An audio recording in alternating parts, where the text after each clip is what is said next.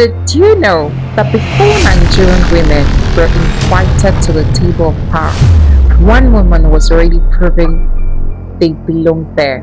Her name was Margaret Ekpo. Yet, despite helping shape modern Nigerian, millions of Nigerians have never heard of her story. Margaret Ekpo was born on June 27, 1914, in Creektown, in present-day Cross River State. She came from a unique heritage. Her father was Igbo descent from Anambra State, while her mother is from a royal family in Creektown. From an early age, she valued education, dreamed of becoming a trained teacher, but tragedy struck in 1934 when her father died. Like many young women of her generation, her dreams were forced to a pause. Instead of giving up, she became a pupil teacher, proving that resilience is often born from disappointment. In 1938, she married Dr. John Uzo Ekpo, an Ibibio medical doctor.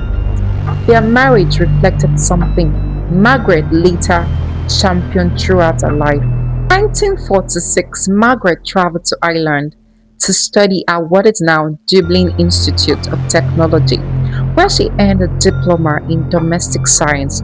When she returned home, she established a domestic science and sewing center in Aba, equipping women with practical skills to become economically independent. But Margaret Ekpo wanted to do more than teach women how to earn a living. She wanted to help them change history. Her journey began unexpectedly. Her husband was frustrated by the colonial government's discriminatory treatment of Nigerian doctors. As a civil servant, he could not openly participate in political meetings, so Margaret attended in his place. At one rally, she found herself surrounded by powerful nationalist voices like Nnamdi Azikiwe, Herbert Mark. She noticed something. She was the only woman in the room.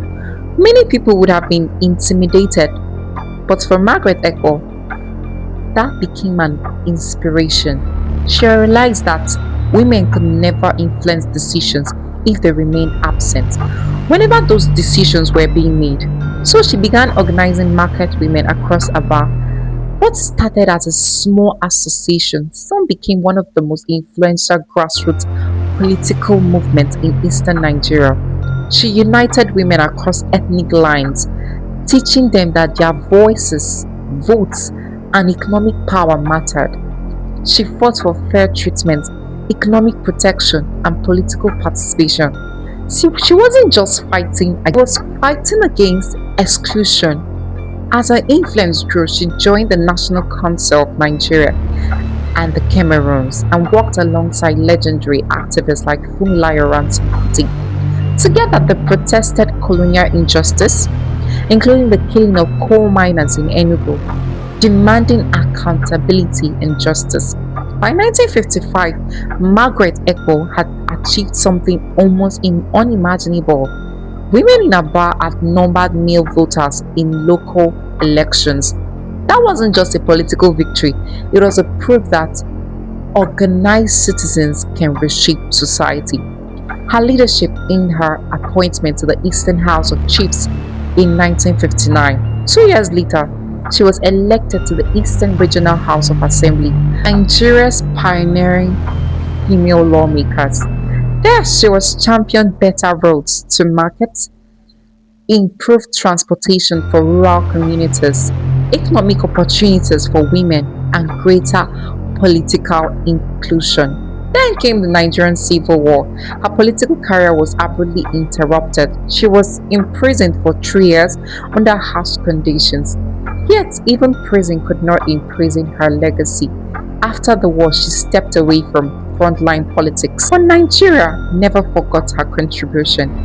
In 2001, Calabar Airport was renamed Margaret Ekpo International Airport in recognition of a woman who helped change the course of Nigerian history. She died in 2006 at the age of 92. But her life leaves us with an uncomfortable question. Today, many people want influence without sacrifice. recognition without service, fame without purpose. Margaret Ekpo chose a different path. She didn't ask whether society was ready for women. She prepared women to be ready for society. History doesn't remember those who waited for opportunities. It remembers those who created them.